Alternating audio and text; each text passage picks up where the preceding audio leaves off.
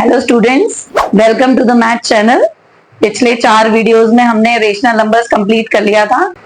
इसके क्वेश्चन सारे हो गए थे। अब नेक्स्ट चैप्टर है आपका वर्ग एवं वर्गमूल। इसके लिए पहले हम कुछ थ्योरी, कुछ वर्ग और वर्गमूल के गुणधर्म और वर्गमूल निकालने की विधियों पर चर्चा करेंगे।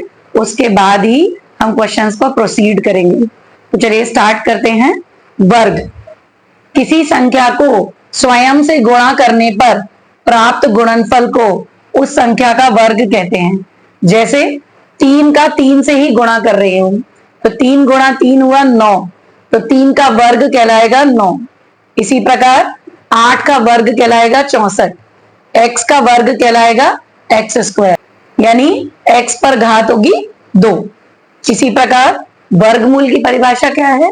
यदि किसी संख्या x का वर्ग एक्स स्क्वायर हो तो x को एक्स स्क्वायर का वर्गमूल कहते हैं। जैसे उदाहरण में ही हम देखते हैं कि 9 का वर्गमूल अगर मैं लिखना चाहती हूं तो 9 का वर्गमूल आएगा 3, क्योंकि 3 को 2 बार गुणा करने पर 9 मिला है, तो 9 का वर्गमूल है 3। इसी प्रकार 64 का वर्गमूल है 8। तो वर्गमूल के लिए हम इस चिन्ह का प्रयोग करते हैं, और या अगर घात के रूप में लिखना चाहते हैं तो ये 9 की घात 1/2 होता है। देखिए, अब आपको वर्ग और वर्गमूल करने के लिए आपको कुछ संख्याओं के वर्ग याद रखने पड़ेंगे जल्दी सवाल हल करने के लिए। तो देखिए, 1 का वर्ग तो 1 ही रहेगा, 2 का वर्ग 4, 3 का 9, 4 का 16, 5 का 25, 6 का 36, 7 का 49, 8 का 64, 9 का 81, 10 का 100, 11 का 121, 12 का 144, 13 का 169, 14 का 196, 169 ये ऐसे याद रहेगा। 6 9 और 9 6 आ जाता है 13 14 में। 15 का 225, 16 का 256, 17 का 289, 18 का 324, 19 का 361, 20 का 400। 21 का स्क्वायर है 441, 22 का स्क्वायर है 484, 23 का स्क्वायर है 529, 24 का स्क्वायर है 576, 25 का स्क्वायर है 625, 26 का है 676, 27 का है 729, 28 784, 29 का 841 और 30 का है 900। अब यहां से एक पहला गुणधर्म आता है। तो देखिए, पहला गुणधर्म क्या है? आपने इतने सारे वर्ग देखे, इतने सारे वर्गों में आपको ये पता चला कि कोई भी वर्ग 2, 3, 7 और 8 से खत्म नहीं हो रहा है। तो कभी प्रश्न आ जाते हैं, जैसे प्रश्न कैसे आते हैं कि आप पता लगाइए कि 3 2 4 8 क्या ये पूर्ण वर्ग है? तो देखिए, इसमें लास्ट की संख्या है 8, तो लास्ट की संख्या 8 है, तो जिसमें लास्ट की संख्या 8 होगी वो कभी भी पूर्ण वर्ग नहीं हो सकता। तो इसमें आपको कोई मेहनत नहीं करनी, कोई खंड नहीं करने, कुछ नहीं पता करना, देखते ही आप इस गुणधर्म से इसको हल कर लेंगे। ऐसे कोई भी और उदाहरण ले सकते हैं, जैसे 2 7 4 7 है, तो इसका जो अंतिम नंबर है 7 है, तो इसका मतलब ये भी कभी पूर्ण वर्ग नहीं होगा। तो जो संख्याएं 2 3 7 8 पर खत्म हो रही हैं, यानी उनका इकाई वाला जो डिजिट है, यूनिट डिजिट, अगर वो 2 3 7 8 है तो कभी भी वो पूर्ण वर्ग संख्या नहीं हो सकती। तो ऐसे बड़े से क्वेश्चंस आ जाते हैं, बहुत बड़ी कोई संख्या दे दी और वो 7 से अंत हो रहा है उसका, तो आपको बताना है कि कौन सी, क्या ये पूर्ण वर्ग है, तो सीधा ही आप देख के बता देंगे। तो ऐसे एमसीक्यूज बहुत आते हैं। तो पहली प्रॉपर्टी ये। सेकंड प्रॉपर्टी क्या है? शून्य की संख्या विषम है तो वो पूर्ण वर्ग नहीं होगा। जैसे अगर कोई संख्या है आपकी 3000 या आपकी संख्या है 4000, इसमें जो शून्य की संख्या है वो विषम है, तो ये कभी भी पूर्ण वर्ग नहीं होगा। इसका रीजन क्या है? क्योंकि अगर कोई भी संख्या है उसको आप 2 बार गुणा करेंगे तो हमेशा जो भी शून्य आएंगे वो कैसे आएंगे? सम संख्या में आएंगे।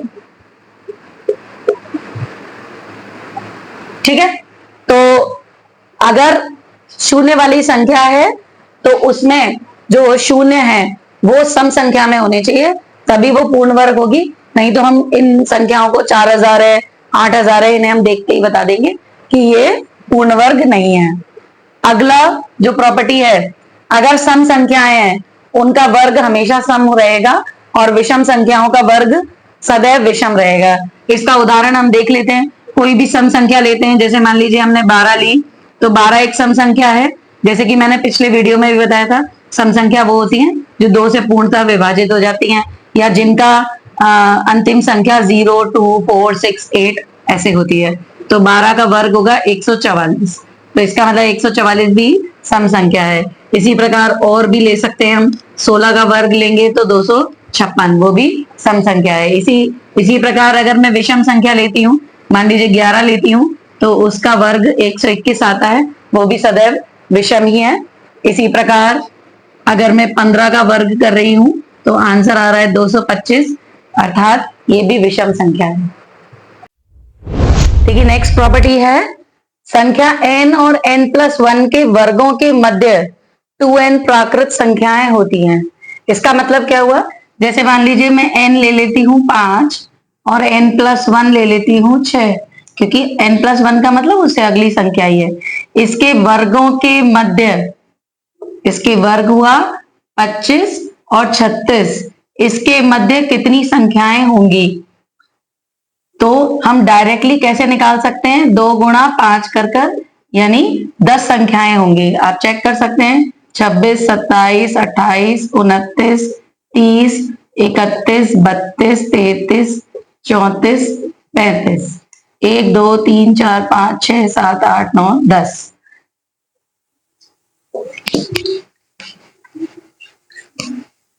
तो ये एप्लीकेबल कब होती है, जब बड़ी संख्याएं हैं। मान लीजिए 101 का वर्ग है और 102 का वर्ग है, इसके मध्य मुझे प्राकृत संख्याओं की संख्याएं निकालनी है। तो मैं क्या करूंगी, सीधा 2 गुणा 102 1 कर दूंगी, आंसर मेरा 202 आएगा। तो इनकी वर्गों के मध्य 202 संख्याएं होंगी। आपको ना वर्ग कैलकुलेट करने की जरूरत है, ना गिनती लिखने की जरूरत है। नेक्स्ट प्रॉपर्टी है, प्रथम n विषम प्राकृत संख्याओं का योग n² होता है। जैसे विषम संख्याएं हैं, प्रथम n यानी स्टार्टिंग 1 से ही होगी, 1, 3, 5, 7, 9, 11, आगे 13 ऐसे। तो अगर मैं इन संख्याओं का योग करूंगी तो सीधा आंसर, ये कितनी विषम संख्या है, 1, 2, 3, 4, 5, 6, सीधा इसका आंसर 6 का वर्ग यानी 36 होगा। आप ये कैलकुलेट कर सकते हैं, 1 और 3 4, 4 और 5 9, 9 और 7 16, 16 और 9 25, 25 और 11 36। तो ऐसे और भी विषम संख्याओं का लगातार अगर योग होगा तो आपको केवल काउंटिंग करनी है, काउंटिंग करने के बाद उसका वर्ग करना है। देखिए पाइथागोरियन ट्रिपलेट क्या होती है, जो पाइथागोरस प्रमेय आपने पढ़ी है 7th क्लास में। पाइथागोरस प्रमेय होती है राइट एंगल ट्राइंगल में जो हमारा कर्ण होता है यानी हाइपोटेन्यूज होता है सबसे बड़ा, और लंब और आधार। तो कर्ण का वर्ग लंब के वर्ग और आधार के वर्ग के बराबर होता है। तो इसी प्रकार अगर 3 संख्याएं ऐसी हैं जो इस प्रॉपर्टी को, 3 संख्याएं जैसे मान लीजिए 3, 4, 5 ऐसी संख्या है, तो इसमें सबसे बड़ी वाली संख्या का वर्ग बाकी दोनों संख्याओं के वर्गों के योग के बराबर होना चाहिए। तो इसका वर्ग आया 25 और इसका वर्ग भी 25 आया। तो 3, 4, 5, क्योंकि ट्रिपलेट लिखा है, ट्रिपलेट का मतलब 3 संख्या है, तो 3 संख्याओं में सबसे बड़ी वाली को हम अलग कर लेंगे, बड़ी वाली संख्या का वर्ग बाकी बची हुई दोनों संख्याओं के वर्ग के योग के बराबर होना चाहिए। तो ऐसी संख्याएं जो कि इस नियम को फॉलो करती हैं वो पाइथागोरियन ट्रिपलेट्स कहलाती हैं। अब प्रॉब्लम यह है कि ये तो सिंपल है 3, 4, 5। अब अगर आपको ये समझ में, मतलब आपको एक संख्या कोई दी गई है और आपको बची हुई पाइथागोरियन ट्रिपलेट की संख्याएं निकालनी है, तो उसका फॉर्मूला होता है, वहां पर m बड़ा होता है 1 से, तो 2m m² - 1 और m स्क्वायर प्लस 1, ये पाइथागोरियन ट्रिपलेट की संख्याएं होती हैं। जैसे कि मान लीजिए अगर मैं m को 2 लेती हूं, m को 2 लेती हूं तो 2 गुणा 2 यानी 4 हो गया, और 2 गुणा 2 माइनस 1 यानी 4 माइनस 1 3 हो जाएगा, और 2 गुणा 2 प्लस 1 यानी 4 प्लस 1 5 हो जाएगा। देखिए अब हम वर्गमूल ज्ञात करने की विधि समझेंगे। तो पहली विधि है गुणनखंड विधि। तो जैसे कि नाम से ही समझ में आ रहा है कि आपको गुणनखंड करने हैं। तो जैसे ये प्रश्न मैंने उदाहरण के तौर पर ले लिया है, अंडर रूट 324। तो अंडर रूट 324 है, तो आपको 324 संख्या है उसका क्या करना पड़ेगा, खंड। तो 2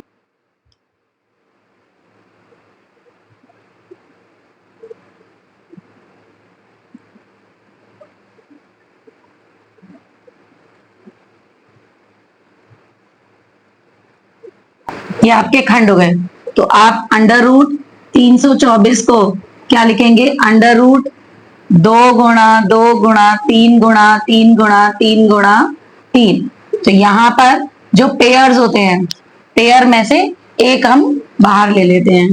तो जो पेयर है उनमें से एक बाहर ले लेते हैं, तो फाइनल आंसर इसका 18 आ जाएगा। तो यानी 18 का आप वर्ग करेंगे तो 324 आएगा, और 324 का वर्गमूल 18। देखिए दूसरी विधि और बहुत इंपॉर्टेंट विधि है भाग विधि। तो भाग विधि में हमें क्या करना है, कुछ नियम है। जैसे मान लीजिए उदाहरण के तौर पे मैं ये प्रश्न ले लेती हूँ 2304। 2304 का आपको वर्गमूल निकालना है, वो भी भाग विधि से। देखिए गुणनखंड विधि से तो आप निकाल ही लेंगे, तो भाग विधि में हम क्या करते हैं, यहां से लास्ट वाले अंक से पेयर बनाते हैं। ये पेयर बन गया और ये पेयर बन गया। अब हम पेयर को ही देखेंगे। पेयर 23 है, तो 23 के आसपास पूर्ण वर्ग कौन सी संख्या है। जैसे 1 एकम 1, 2 दूनी 4, 3 तिया 9, 4 चौका 16, 5 पंजे 25। तो आपका 25 बड़ा हो गया, तो हम कौन सी संख्या लेंगे, 4 16। अब जैसे हम भाग में घटाते हैं वैसे हम घटाएंगे, तो यहां आएगा 7। लेकिन भाग में हम एक ही संख्या को उतारते हैं, यहां पर हमें पूरा पेयर उतारना पड़ेगा। अब जो संख्या हमने यहां पर ली थी 4, उसी को जोड़ेंगे, यहां आएगा 8। अब यहां पर कोई संख्या हमें लेनी है जिससे उसी संख्या से गुणा करेंगे, 704 के आसपास आना चाहिए या एग्जैक्टली 704 आना चाहिए। तो यहां पर 4 वैसे आइडिया लगाते हैं, 2 दूनी 4 भी होता है, और 8 इंटू 8 64 होता है। तो हम 82 गुणा 2 करके देख लेते हैं, 164 आ रहा है, और हम 88 गुणा 8 करके भी देख लेते हैं, तो ये 70। तो इसका मतलब यहां पर आएगा 8। तो आपका ये पूरा 704 आ रहा है, और माइनस करने पर खत्म हो गया है। तो इसका मतलब अंडर रूट 2304 का मान है 48। 48 का वर्ग करेंगे 2304 आएगा, और 2304 का वर्गमूल 48 है। देखिए वर्गमूल में अगला प्रश्न इस तरह का है कि अगर कोई भिन्न में दिया हुआ है तो भिन्न का हमें वर्गमूल कैसे निकालना है। तो भिन्न का वर्गमूल निकालने के लिए अंश का वर्गमूल अलग लिखेंगे, हर का अलग लिखेंगे। तो इसका वर्गमूल तो हमें याद रहते हैं, तो 6/11। इसी प्रकार अगर कोई मिश्रित भिन्न है, मिश्रित भिन्न जैसे कि 10 सही 151/225, तो पहले आपको मिश्रित भिन्न को आपको ये इम्प्रॉपर फ्रैक्शन में चेंज करना होगा। तो कैसे चेंज करते हैं, 10 सही 151/225 को, तो 225 गुणा 10 प्लस 151/225 यानी प्लस 151/225।